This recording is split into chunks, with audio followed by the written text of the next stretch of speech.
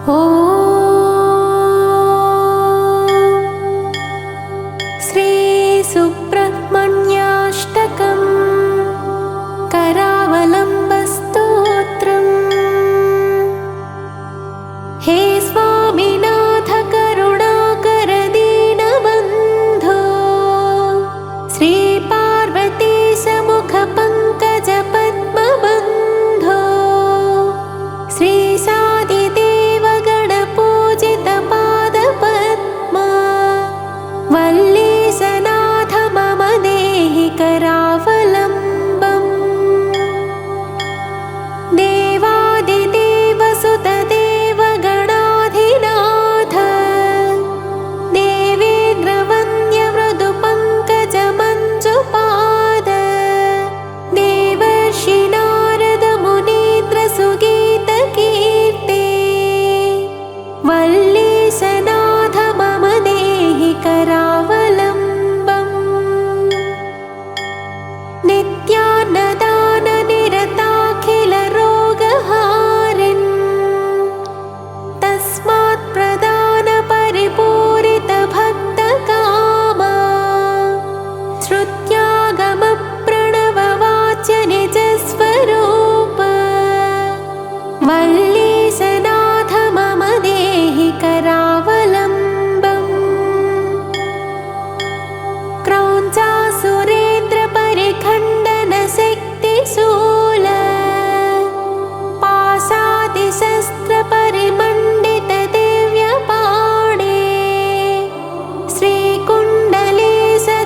तुण्डशिखेन्द्रवाहा वल्लीशनाथ मम देहि करावलम्बम्।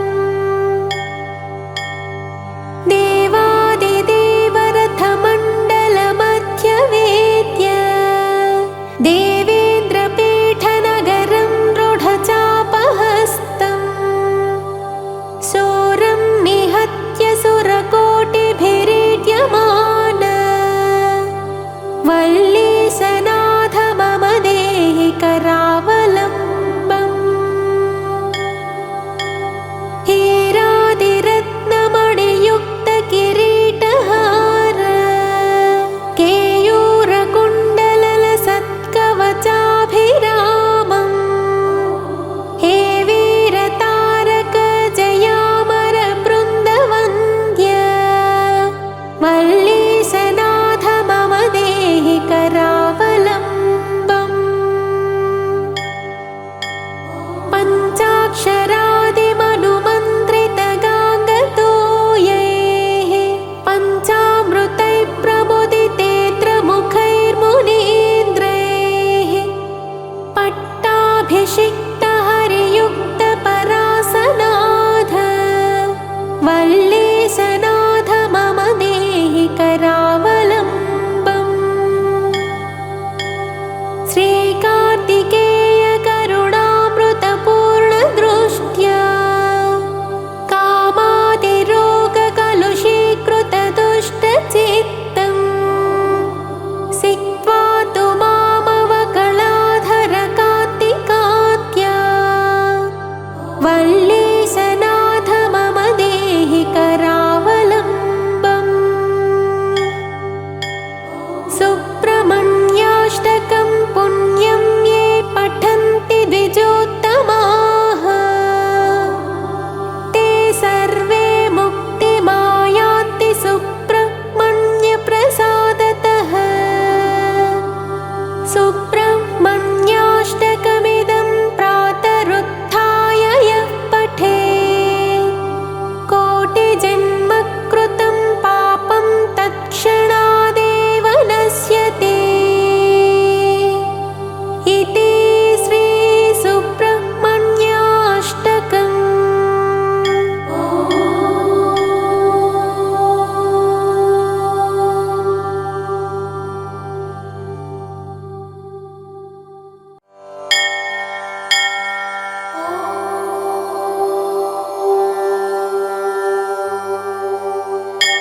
ऋषयो ऊचुः सर्वशास्त्रार्थ तत्त्वज्ञ सर्वलोकोपकारक स्वयं चातिथयः प्राप्तातिथेयोऽसि सुव्रत ज्ञानदानेन संसारसागरात् तारयस्व नः कलौ कलुषचित्ताये नराः पापरताः सदा केन स्तोत्रेण मुच्यन्ते सर्वपातकबन्धनात् इष्टसिद्धिकरं पुण्यं दुःखदारिद्र्यनाशनं सर्वरोगहरं स्तोत्रं सूतनो वक्तुमर्हसि। श्रीसूत उवाच शृणुध्वं ऋषयः सर्वे नैमिषारण्यवासिनः तत्त्वज्ञानतपोनिष्ठाः सर्वशास्त्रविशारदाः स्वयंभुवा पुरा प्रोक्तं नारदाय महात्मने तदहं सम्प्रवक्ष्यामि श्रोतुं कौतूहलं यदि। ऋषयवोचुः किमः भगवान् ब्रह्मा नारदाय महात्मने सूतपुत्र महाभागा वक्तुमर्हसि साम्प्रतम्। श्रीसूत उवाच दिव्यसिंहासनासीनं सर्वदेवैरभिष्टुतं साष्टाङ्गं प्रणिपत्यैनं ब्रह्माणं भुवनेश्वरम् नारदः परिपप्रच्छा कृताञ्जलिरुपस्थितः। नारद उवाच लोकनाथ सुरश्रेष्ठ सर्वज्ञ करुणाकर षण्मुखस्य परं स्तोत्रं पावनं पापनाशनं हे धातः पुत्रवात्सल्यात् तद्वद प्रणताय मे उपदिश्यतु मामेवं रक्ष रक्ष कृपानिधे। ब्रह्मोवाच शृणु वक्ष्यामि देवर्षे स्तव राजमिदं परम् मातृकामालिकायुक्तं ज्ञानमोक्षसुखप्रदम् सहस्राणि च नामानि षण्मुखस्य महात्मनः यानि नामानि दिव्यानि दुःखरोगहराणि च तानि नामानि वक्ष्यामि कृपया त्वयि नारद जपमात्रेण सिद्ध्यन्ते मनसा चिन्तितान्यपि इहामुत्र परं भोगं लभते नात्र संशयः इदं स्तोत्रं परं पुण्यं कोटियज्ञफलप्रदम् सन्देहो नात्र कर्तव्यः शृणु मे निश्चितं वचः। ॐ अस्य श्रीसुब्रह्मण्य सहस्रनामस्तोत्रमहामन्त्रस्य ब्रह्मा ऋषिः अनुष्टुप् छन्दः सुब्रह्मण्यो देवता शरजन्माक्षय इति बीजम् शक्तिधरोक्षय इति शक्तिः कार्तिकेय इति कीलकम् क्रौञ्चधर इति कीलकम् शिखिवाहन इति कवचम् षण्मुखाय इति ध्यानम् श्री सुब्रह्मण्य प्रसाद सिद्ध्यर्थे जपे विनियोगः। ध्यानम् ध्यायेच्छण्मुखमिन्दुकोटिसदृशं रत्नप्रभाशोभितं बालार्कद्युतिषट्किरीटविलसत्केयूरहारान्वितं कर्णालम्बितकुण्डलप्रविलसत्कण्डस्थलाशोभितं काञ्चीकङ्कणकिङ्किणीरवयुतं शृङ्गारसारोदयम् ध्यायेदीप्सितसिद्धिदं शिवसुतं श्रीद्वादशाक्षं गुहम् खेटं कुक्कुटमङ्कुशं च वरदं पाशं धनुश्चक्रकम् वज्रं शक्तिमसिं च शूलमभयं दोर्भिधृतं षण्मुखम् देवं चित्रमयूरवाहनगतं चित्राम्बरालङ्कृतम् अथ श्रीसुब्रह्मण्यसहस्रनामस्तोत्रम्। अचिन्त्यशक्तिरनघस्त्वक्षोभ्यस्त्वपराजितः अनाथवत्सलो मेघस्त्वशोकोऽप्यचरो भयः अत्युदारो ह्यगहरस्त्वग्रगण्यो त्रिजासुतः अनन्तमहिमापारोऽनन्तसौख्यप्रदो व्ययः अनन्तमोक्षदो नादिरप्रमेयोऽक्षरोच्युतः अकल्मषोऽभिरामोऽग्रधुर्यश्चामितविक्रमः अनाथनाथो ह्यमलो ह्यप्रमत्तो मरप्रभुः अरिन्दमोऽखिलाधारस्त्वणिमादिगुणोऽग्रणीः अचञ्चलो मरस्तुत्यो ह्यकलङ्कोऽमितासनः अग्निभोरनवद्याङ्गो ह्युद्भुतोऽभीष्टदायकः अतीन्द्रियो प्रमेयात्मा ह्युद्धृस्यो व्यक्तलक्षणः आपद्विनाशकस्त्वार्याढ्यागमसंस्तुतः आर्तसंरक्षणस्वाध्य आनन्दस्त्वार्यसेवितः आश्रितेष्टार्थवरदा आनन्द्यात्तफलप्रदः आश्चर्यरूपानन्दापन्नार्तिविनाशनः इभवक्त्रानुजस्त्विष्टा इभासुरहरात्मजः इतिहासश्रुतिस्तुत्या इन्द्रभोगफलप्रदः इष्टापूर्तफलप्राप्तिरिष्टेष्टवरदायकः इहामुत्रेष्टफलदा इष्टदस्त्विन्द्रवन्दितः ईडनेयस्त्वेषपुत्रा ईप्सितार्थप्रदायकः एति भीतिहरश्चेट्या ईषणात्रयवज्जितः उदारकीर्तिरुद्योगे चोत्कृष्टोरुपराक्रमः उत्कृष्टशक्तिरुत्साह उदारश्चोत्सवप्रियः उज्जृम्भवुद्भवश्चोग्रावुदग्रश्चोग्रलोचनः उन्मत्त उग्रशमना उद्वेगग्नोरगेश्वरः उरुप्रभावश्चोदीर्णा उमापुत्र उदारधीः ऊध्वरेतः सुतस्तोध्वा गतिदस्तो च पालकः ऊचितस्तोध्वगस्तोध्वा ऊध्वलोकैकनायकः ऊर्जावानोचितोदारा ऊचितोचितशासनः ऋषिदेवगणस्तुत्या ऋणत्रयविमोचनः ऋजुरूपो ह्युजकरा ऋजुमार्गप्रदर्शनः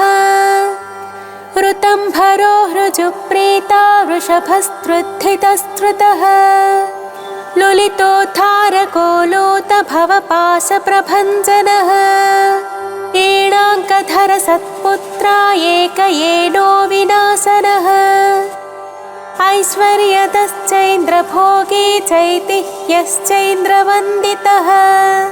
ओजस्वी चौषधिस्थानमोजोदश्चौदनप्रदः औदार्यशील औमेया औग्रौन्नत्यदायकः औदार्य औषधकरा औषधं चौषधाकरः अंशुमानं सुमालीट्याम्बिकातनयोन्नदः अन्धकारिसुतोऽन्धत्वा हारे चाम्बुजलोचनः अस्तमयो मराधेशो ह्यस्पष्टो स्तोकपुण्यदः हस्तामित्रोस्तरूपश्चास्कलत्सुगतिदायकः कार्तिकेयः कामरूपः कुमारः क्रौञ्चधारणः कामदः कारणं काम्यः कमनीयः कृपाकरः काञ्चनाभः कान्तियुक्तः कामी कामप्रदः कविः कीर्तिकृत्कुक्कुटधरः कूटस्थः कुवलीक्षणः कुङ्कुमाङ्गः क्लमहरः कुशलः कुक्कुटध्वजः कुशानुसम्भवः क्रूरः क्रूरज्ञः कलितापहृत् कल्पतापः कल्पतरुः कान्तकामितदायकः कल्याणकृत्क्लेशनाशः कृपालुः करुणाकरः कलुषज्ञः क्रियाशक्तिः कठोर कवचीकृति कोमलांगः कुशप्रीतः कुत्सितज्ञः कलाधरः ख्यातः खेटधरः खड्गी खट्वाङ्गी खलनिग्रहः ख्यातिप्रदः खेचरेशः ख्यातिः खेचरस्तुतः खरतापहरस्वस्थः खेचर खेचराश्रयः खण्डेन्दुमौलितनयः खेल खेचरपालकः खस्थलः खण्डितात्कश्च खेचरी जनपूजितः गाङ्गेयो गिरिजापुत्रो गणनाथानुजो गुहः गोप्ता गीर्वाणसंसेव्यो गुणातीतो गुहाश्रयः गतिप्रदो गुणनिधिः गम्भीरो गिरिजात्मजः गूढरूपो गदहरो गुणाधीशो गुणाग्रणीः गोधरो गहनो गुप्तो गर्वज्ञो गुणवर्धनः गुह्यो गुणज्ञो गीतिज्ञो गतातङ्को गुणाश्रयः गत्यपत्यप्रियो गुण्यो गोस्तुतो गगनेचरः गणनीयचरित्रश्च गतक्लेशो गुणार्णवः घोर्णिताक्षो घृणिनिधिः घनगम्भीरघूषणः घण्टानादप्रियो घोषो घोराघौखविनाशनः घनानन्दो घर्महन्ता घृणावान् घृष्टिपातकः घृणी घृणाकरो घोरो घोरदैत्यप्रहारकः घटितैश्वर्यसन्दोहो घनाथो घनसङ्क्रमः चित्रकृच्चित्रवर्णश्च चञ्चलश्च फलद्युतिः चिन्मयश्चित्स्वरूपश्च चिरानन्दश्चिरन्तनः चित्रकेलिश्चित्रतरश्चिन्तनीयश्च मत्कृतिः चोरग्नश्चतुरश्चारुश्चामेकरविभूषणः चन्द्रार्ककोटिसदृशश्चन्द्रमौलितनूभवः छादिताङ्गश्चद्महन्ता छेदिताखिलपातकः छेदीकृततमः क्लेशश्चत्रीकृतमहायशाः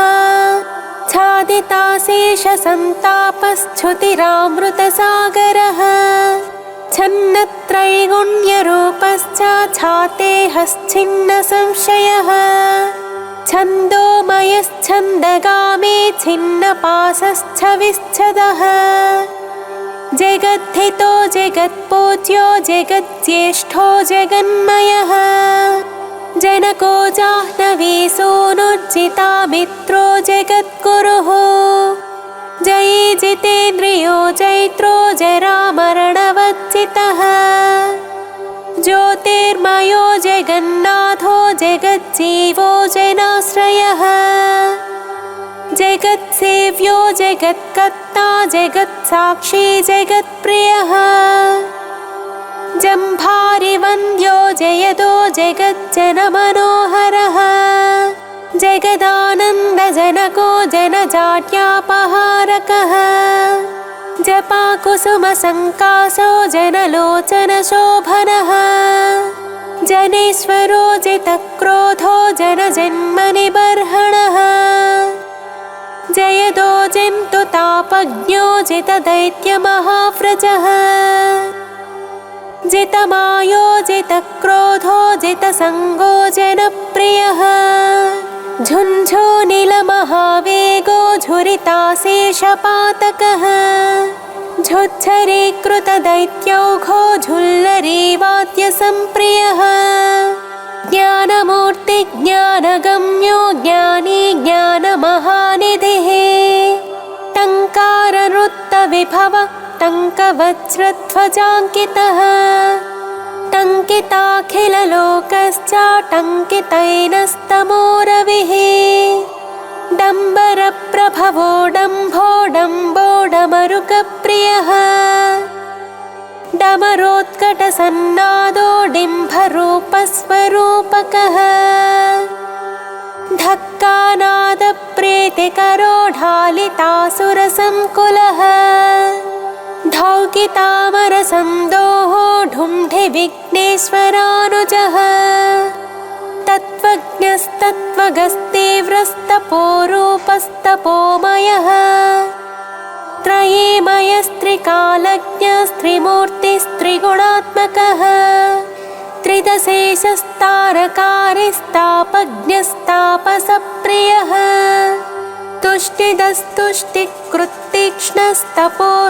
तुष्टिदस्तुष्टिकृत्तीक्ष्णस्तपोरूपस्त्रिकालवित् स्तोतास्तव्यस्तव प्रीतस्तुतिस्तोत्रं स्तुतिप्रियः स्थितस्थायी स्थापकश्च स्थूलसूक्ष्मप्रदर्शकः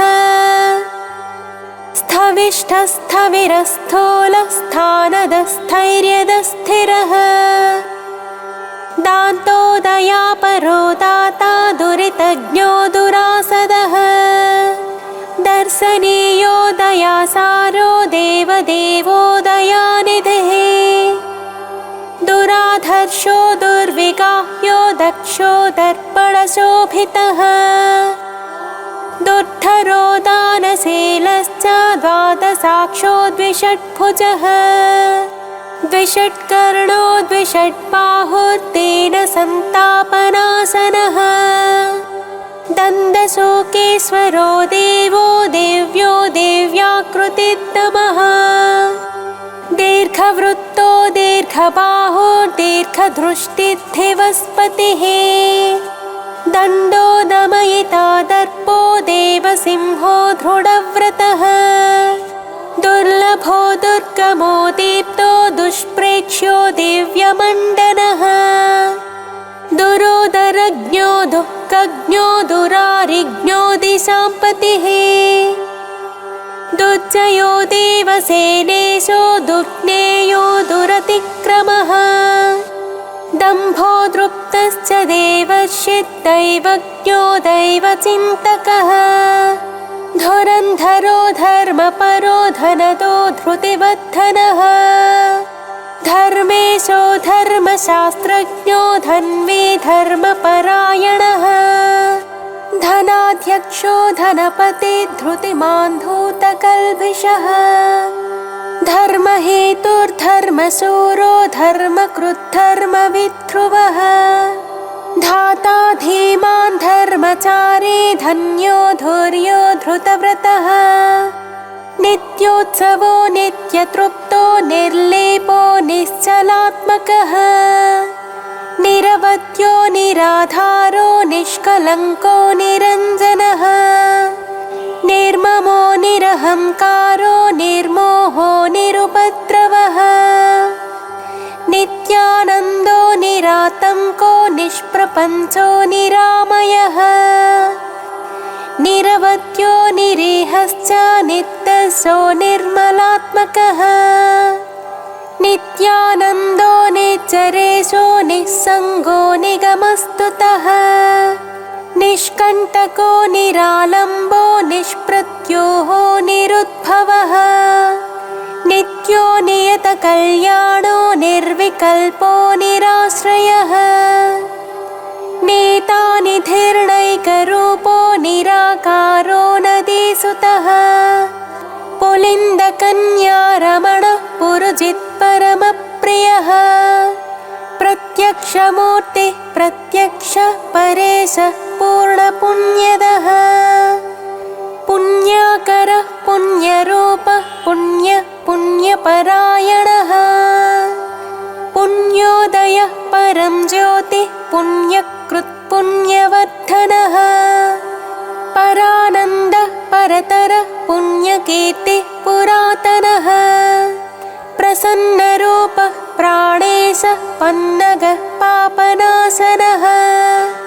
प्रणताट्टिहरः पूर्णः पार्वतीनन्दनः प्रभुः भूतात्मा पुरुषः प्राणः प्रभवः पुरुषोत्तमः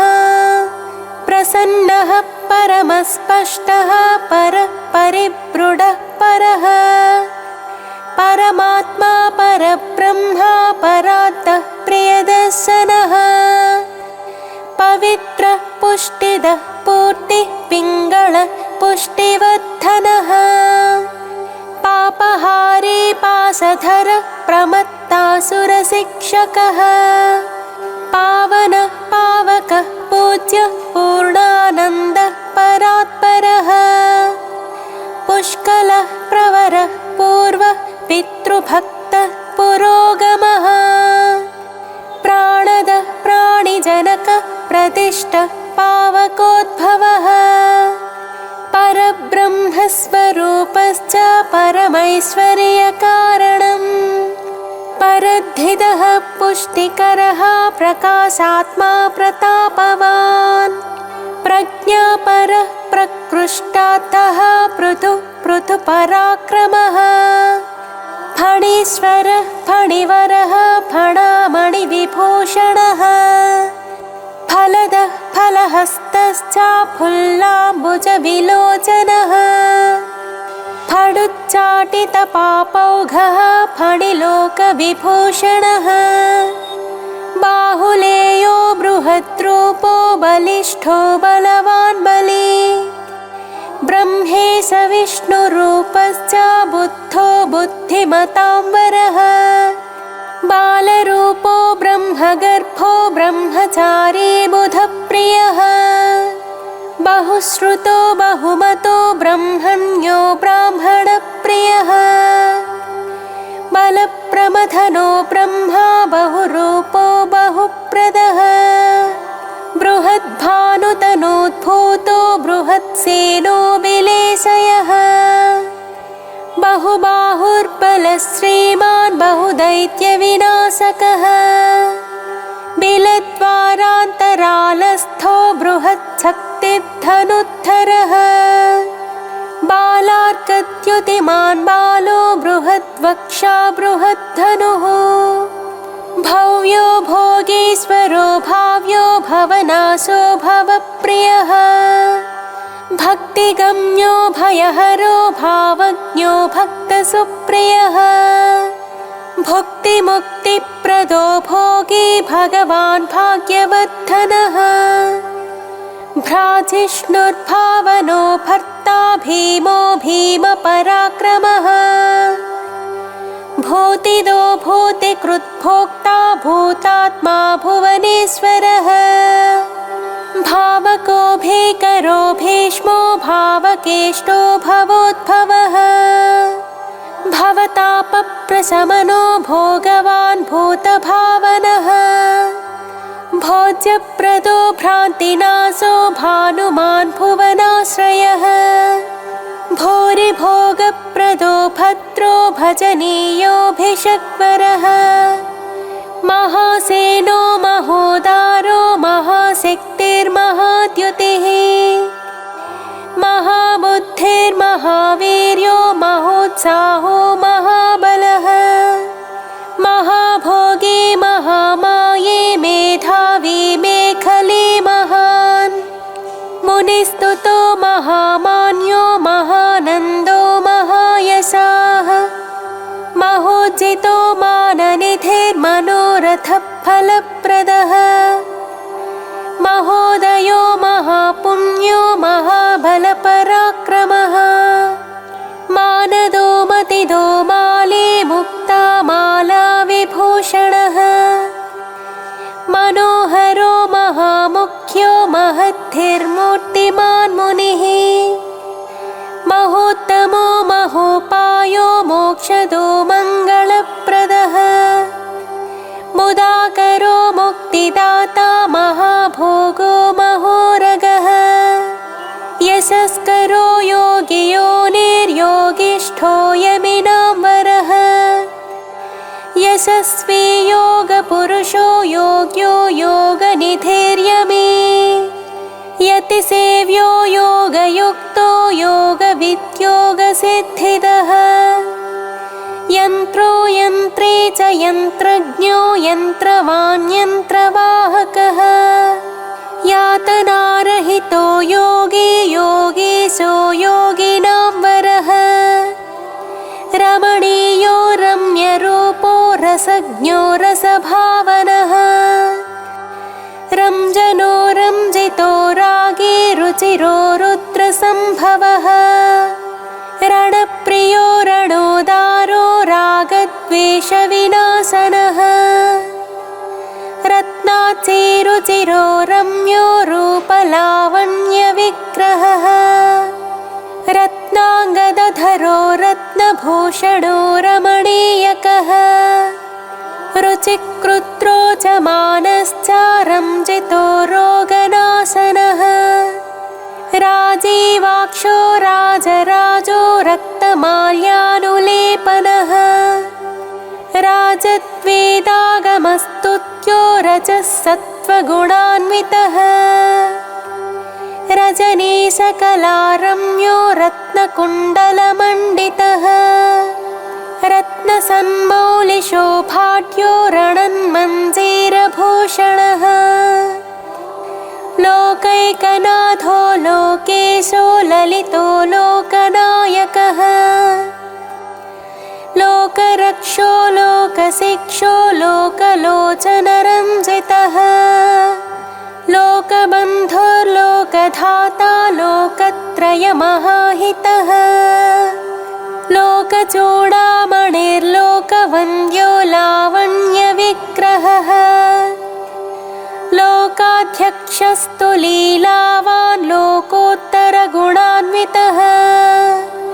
वरिष्ठो वरदो वैद्यो विशिष्टो विक्रमो विभुः विबुधाग्रचरो वस्यो विकल्पपरिवर्जितः विपासो विगतातङ्को विचित्राङ्गो विरोचनः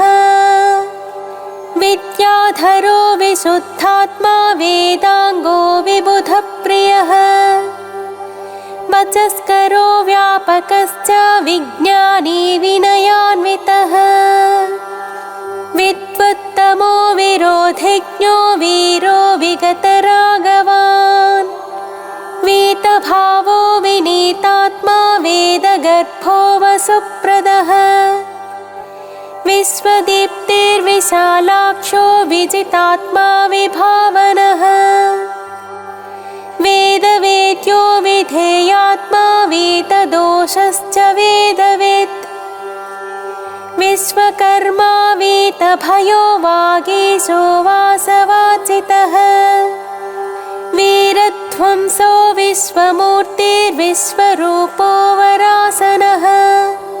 विशाखो विमलो वाग्मी विद्वान् वेदधरो वटुः वीरचूडामणिर्वीरो विद्येशो विबुधाश्रयः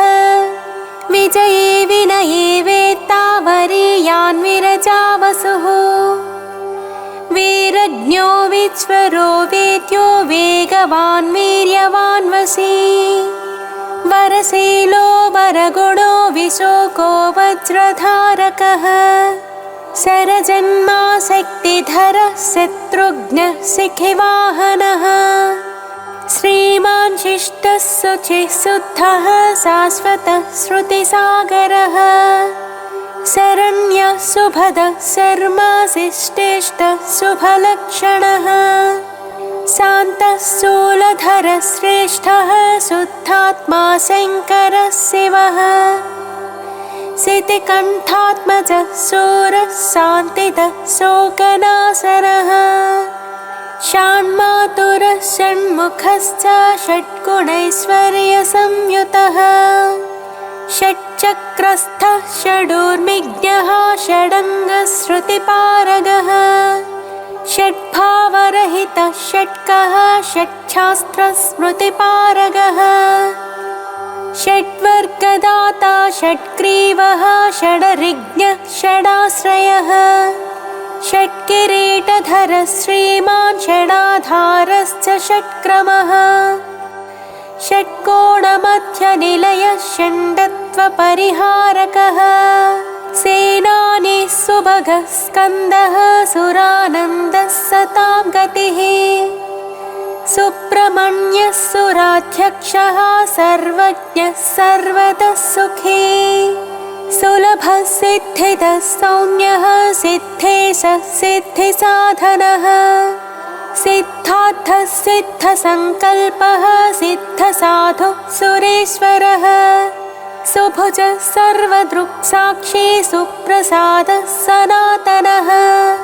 सुधापतिः स्वयं ज्योतिः स्वयं भूः सर्वतोमुखः समर्थः सत्कृतिः सूक्ष्मः सघोषः सुखदः सुहृत् सुप्रसन्नः सुरश्रेष्ठः सुशीलः सत्यसाधकः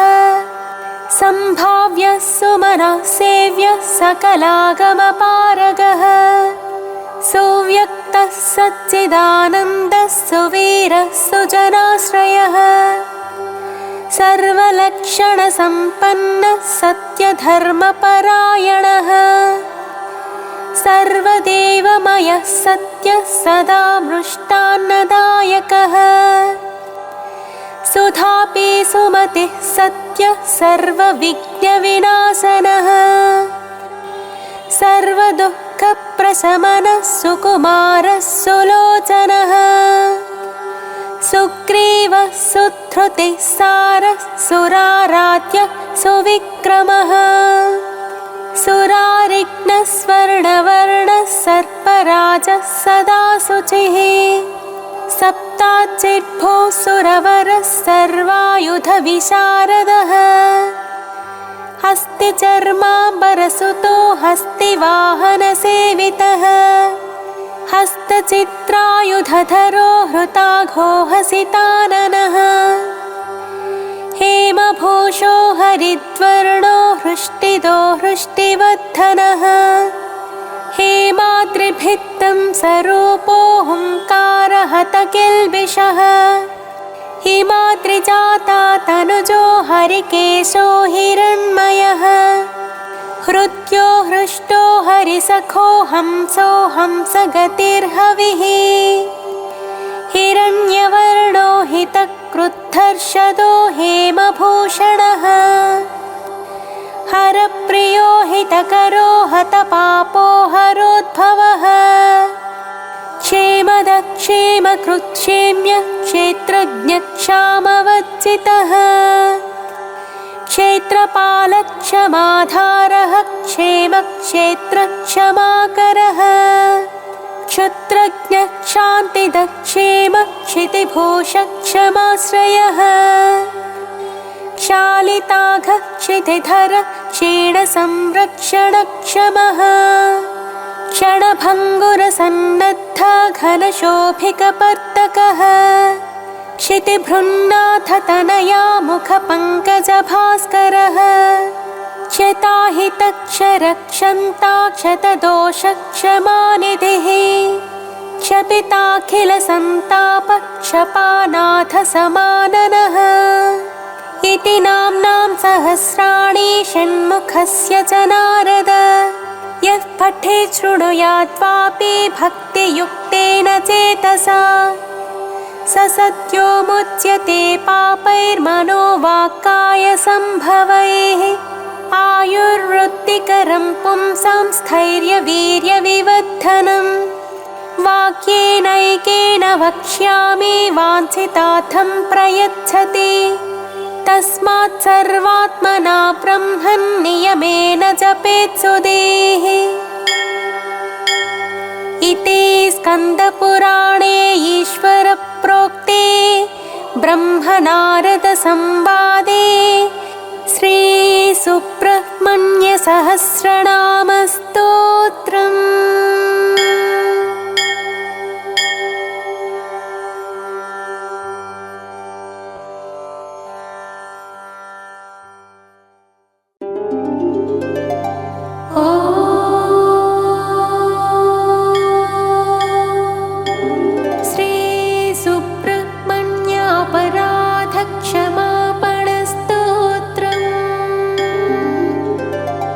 नमस्ते नमस्ते गुहा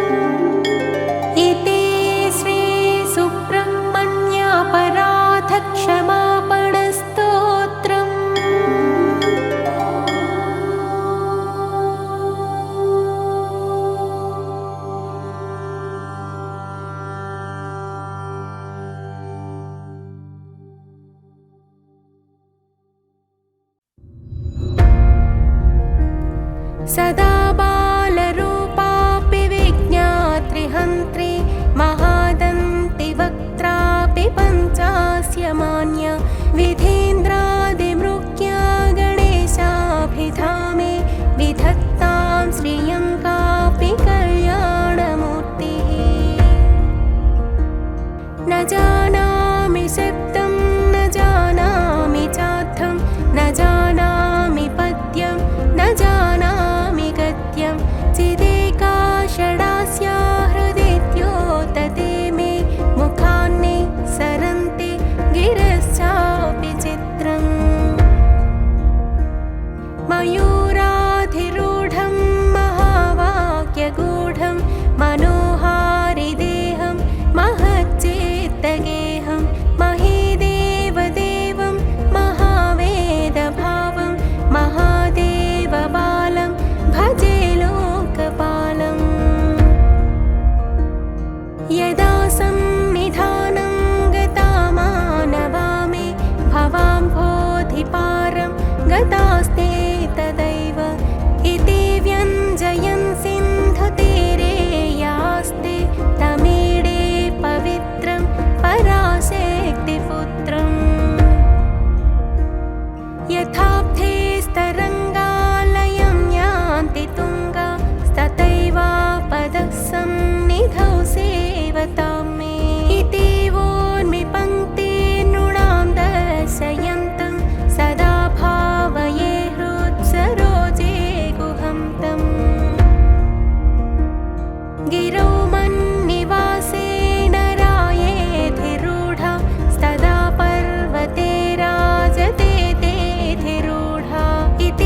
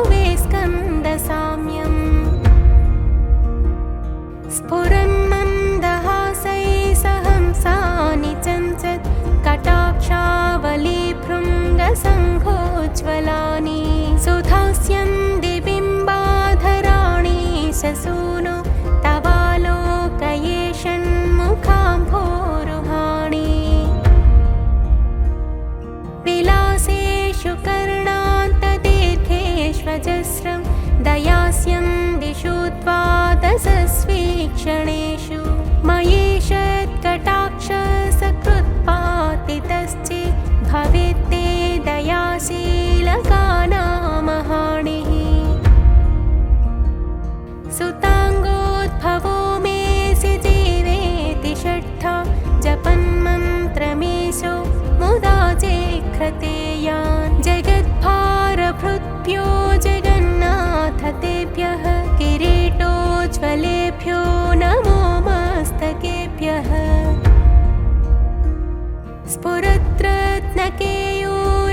स्फुरद्रत्नकेयूरहाराभिराम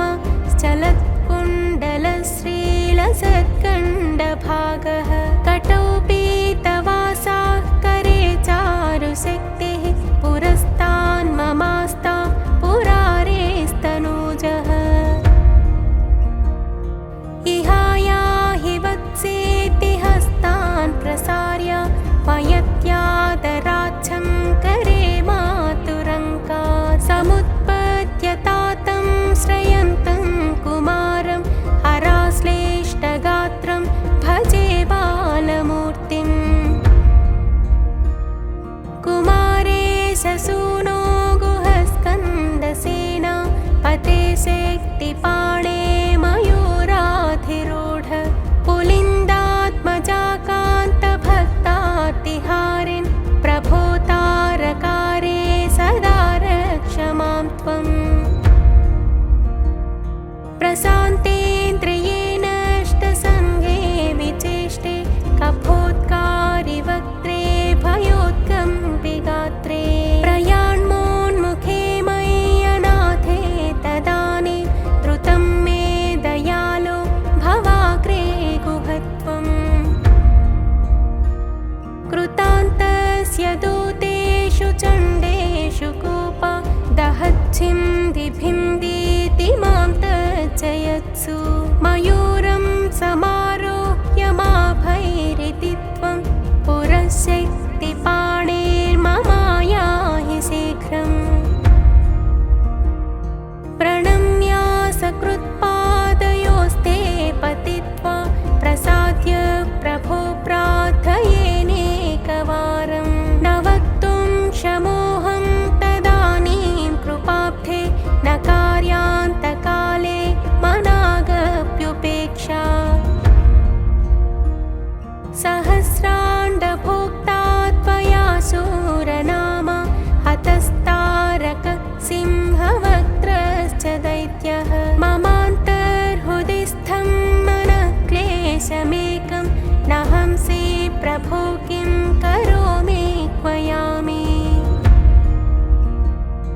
अहं सर्वदा दुःखभारावसन्नो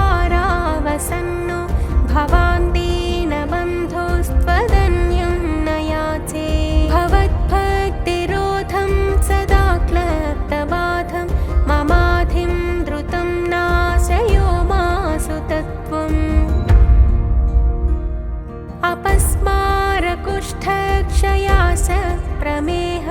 ज्वरोन्मादगुल्मादिरोगा महान्तः पिशाचाश्च सर्वे भवत्पत्रभूतिं विलोक्य क्षणात्तारकारे द्रवन्ते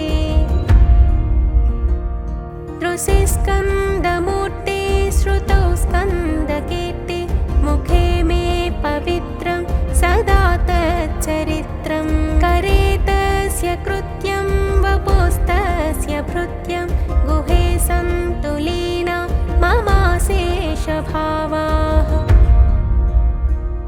मुनीनामुताहो नृणां भक्तिभाजा मभीष्टप्रदाः सन्ति सर्वत्र देवाः नृणामन्त्यजानामपि स्वार्थदाने गुहादेवमन्यं न जाने न जाने कलत्रं सुताबन्धुवर्गपशुर्वा नरो वाथ नारी गृहे ये मदीया यजन्तो नमन्तस्तुवन्तो भवन्तं स्मरन्तश्च ते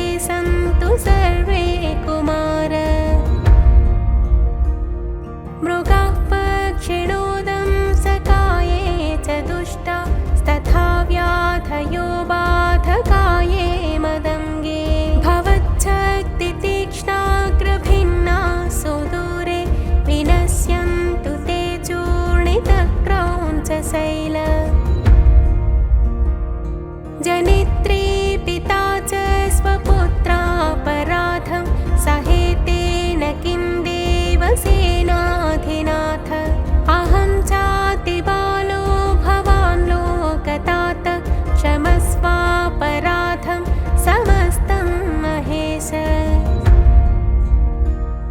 नमः केकिनेशक्तये चापि तुभ्यं नमश्चागतुभ्यं नमः कुक्कुटाय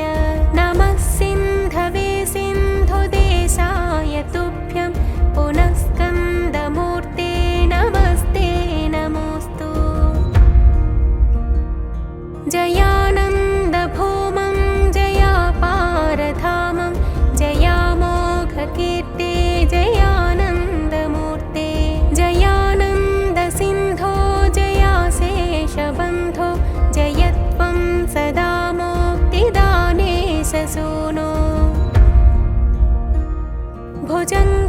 भुजङ्गाख्यवृत्तेन क्लप्तं स्तवं य पठेद्भक्तियुक्तो गुहं सम्प्रणम्य सपुत्रान् कलत्रं धनं दीर्घमायो लभेत् स्कन्दसायोज्यमन्ते नरः सः इति श्रीमत्परमहंसपरिव्राजकाचार्यस्य